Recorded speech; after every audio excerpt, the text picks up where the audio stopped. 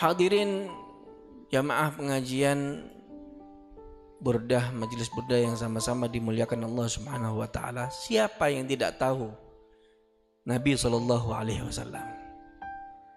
Pada suatu hari Nabi sallallahu alaihi wasallam ketika pulang dari masjid,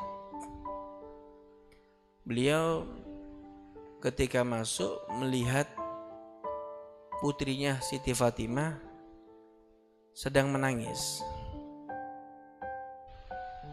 Kemudian Nabi SAW bertanya, kenapa kamu menangis? Pada saat itu Sayyidina Ali bin Abi Thalib menjalankan tugas, yaitu perang pada saat itu ya. Menjalankan tugas, beliau berangkat perang, dan Sayyidah Fatimah sendiri dan Sayyidina Hasan dan Husain, kedua cucu Nabi SAW pun juga ada di situ. Siti Fatimah mengatakan, ya Rasulullah, kami ini sudah satu hari ini tidak kemasukan makanan. Kemudian Rasulullah SAW beliau mengatakan, wahai Fatimah, aku ini menikahkan kamu dengan seseorang sayyidan fid dunya wa sayyidan fil akhirah. Aku ini pilihkan kamu ini suami yang betul-betul pemimpin di dunia dan pemimpin di akhirat nanti. Suamimu ini Masya Allah. Dan saya, kalau kamu wahai Fatimah baru hari ini tidak kemasukan makanan dan anak-anakmu, saya ini sudah sekian hari, bahkan dibuka lipatan perut Nabi SAW terdapat berapa batu diganjal oleh Nabi SAW. Kalau aku mau minta itu gunung aku jadikan emas, akan jadi emas. Walakin ikhtartul akhirah. Ya. Sampai dikatakan walal akhiratu khairun laka minal ula. Ya. Akhirat itu yang kami pilih, karena akhirat jauh lebih bagus daripada dunia. Dunia ini hanyalah jembatan yang kita lalui.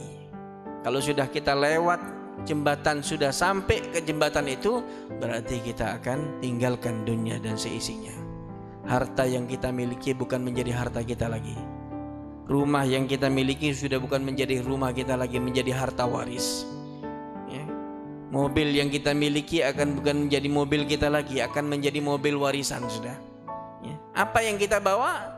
Tidak ada apa-apa yang kita bawa, hanyalah kain kafan yang kita bawa dan amal-amal soleh yang harusnya kita persiapkan.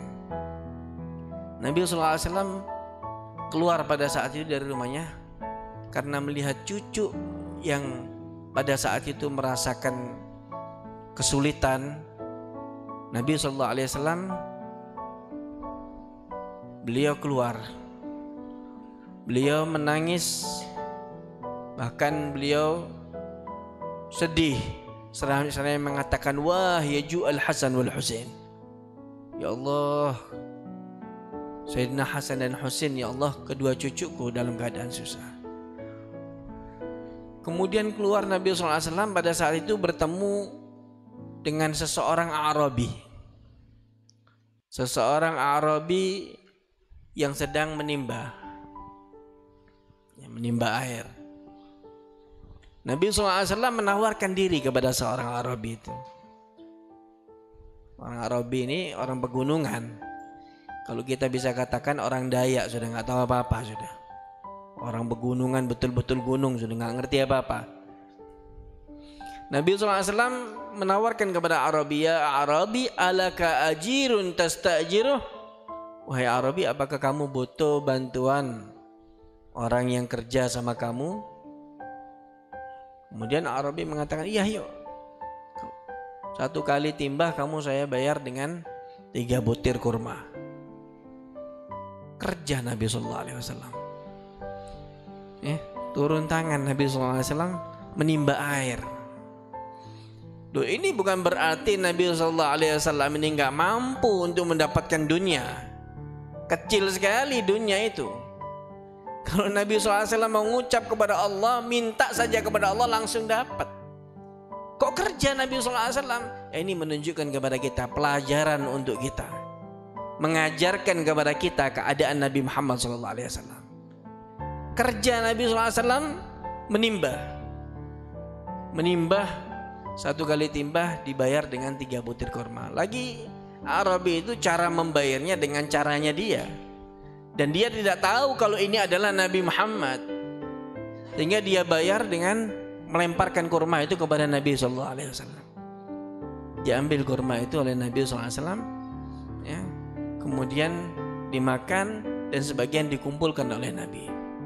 2 kali, 3 kali, sampai ke 8 kali ternyata timba itu jatuh. Timba itu jatuh. Nabi SAW lapor kepada seorang Arabi. Beliau mengatakan, wahai Arabi, saya minta maafnya, itu timba jatuh. Nggak panjang lebar itu Arabi, langsung ditempeleng Nabi SAW. Ya, ditempeleng wajah Nabi SAW. Setelah ditempeleng, bayarannya Nabi SAW dilempar oleh orang Arabi. Tidak marah Nabi SAW, diambil itu bayarannya, hasil kerja Nabi SAW, dikumpulkan, turun Nabi SAW ke dalam sumur itu, ngambilkan timbah yang jatuh itu, diambilkan oleh Nabi dan diberikan kepada seorang Arabi. Arabi ini temenggengan, ini orang saya tempeleng, diem, terus dia berbuat baik sama saya. Ini diberikan lagi itu timbah yang jatuh, diturun tangan, kemudian diberikan timbah yang jatuh kepada seorang Arabi, kemudian dia berangkat pulang. Mikir seorang Arabi, ini bukan orang sembarangan ini. Kalau orang sekarang, kalau kita sekarang ya, diomongin nggak enak aja sudah marah, sudah. Bayar dengan cara melempar saja, kita pulang langsung. Apalagi nempeleng, moro tangan kita pukul juga dia mungkin. Nabi SAW tidak. Kemudian seorang Arabi itu berpikir, jangan-jangan ini Nabi nih. Ini sifat-sifatnya Nabi, nggak mungkin kalau manusia biasa. Innahu la nabiyyun haqqa. Kalau begitu ini benar-benar Nabi ini. Dia menyesal karena menempeleng wajah Nabi SAW. Diputus tangan yang setelah menempeleng itu. Tangan yang habis nempeleng Nabi itu diputus dengan pedangnya dia. Mengeluarkan darah yang banyak, pingsan itu seorang Arabi. Gak lama kemudian datang Ghafilah, rombongan. Datang rombongan, melihat ini orang pingsan, kemudian dibanguni oleh rombongan itu. Yang oleh kelompok-kelompok dibangun, kenapa kamu? Ma'asabak, apa yang terjadi kepada diri kamu? Dia bangun, dia mengatakan, inni latamtu wajha Muhammad, inni latamtu wajha Nabi Muhammadi. Aku nempeleng wajahnya seorang yang mulia, yaitu Nabi Muhammad. Dia ambil tangannya yang putus, kemudian sambil bawa pedangnya itu mau mencari rumahnya Nabi SAW. Jalan pada saat itu ketemu dengan sahabat-sahabat Nabi. Di antaranya Salman Al-Farisi, ada sahabat Sayyidina Umar bin Khattab, ada Sayyidina Abu Bakar Siddiq, lagi kumpul. Mereka bertanya, "Qul ya ashab Muhammad, aina Muhammad?" Wahai sahabat-sahabat Muhammad, di mana Muhammad? Sahabat Nabi Muhammad ditanya dengan seorang Arabi yang tangannya putus sambil membawa pedangnya.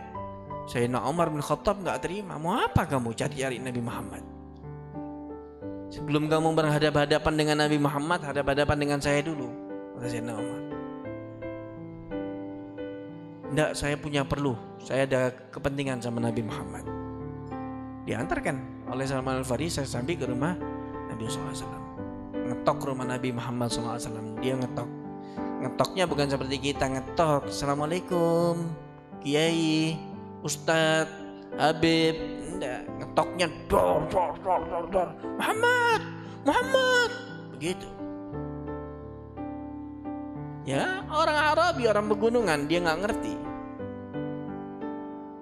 kemudian dibuka oleh Nabi SAW, ditanya, siapa Fatimah? Dilihat seorang Arabi ya Rasulullah, dia sedang, pada saat itu Nabi SAW sedang memangku kedua cucunya Sayyidina Hasan dan Sayyidina Husain, memberikan hasil keringat Nabi SAW. Kemudian dibuka oleh Rasulullah, ternyata Arabi yang setelah menempeleng wajahnya. Qala ma asabaki ya Arabi, apa yang terjadi kepada diri kamu? Kenapa kamu ini, kata Nabi. Ya Rasulullah, saya ini menyesal setelah menempeleng wajahmu, wahai Muhammad. Sekarang ini tangan yang saya yang putus saya bawa. Kalau memang kamu Nabi, tolong kembalikan tangan saya. Apa kata Nabi? Aslim taslam. Kamu masuk Islam, insya Allah kamu akan selamat. Iya, tapi kembalikan dulu. Kembalikan oleh Nabi SAW. Faraddal Mustafa ahsana maraddu. Allahumma salli wa sallim alaihi. Dikembalikan tangan yang putus itu oleh Nabi SAW lebih bagus daripada asalnya. Tidak ada bekas sedikit pun dikembalikan oleh Nabi SAW. Kemudian orang tersebut baru mengatakan, asyhadu an la ilaha illallah wa asyhadu annaka Muhammad Rasulullah. Nah, ini masuk Islam karena apa? Bukan karena ilmu Nabi Muhammad. Nabi Muhammad tidak memberikan ilmu kepadanya, tapi karena akhlak Nabi SAW. Karena budi pekerti Nabi SAW, karena tingkah laku Nabi SAW, karena akhlak yang sungguh mulia dari Nabi SAW. Karena itulah sehingga mereka banyak yang masuk ke dalam agama Islam. Kalau mau pinter, mereka banyak yang pinter, tapi mereka tidak mendapatkan hidayah dari Allah. Mereka tidak mendapatkan petunjuk dari Allah. Ya. Karena itu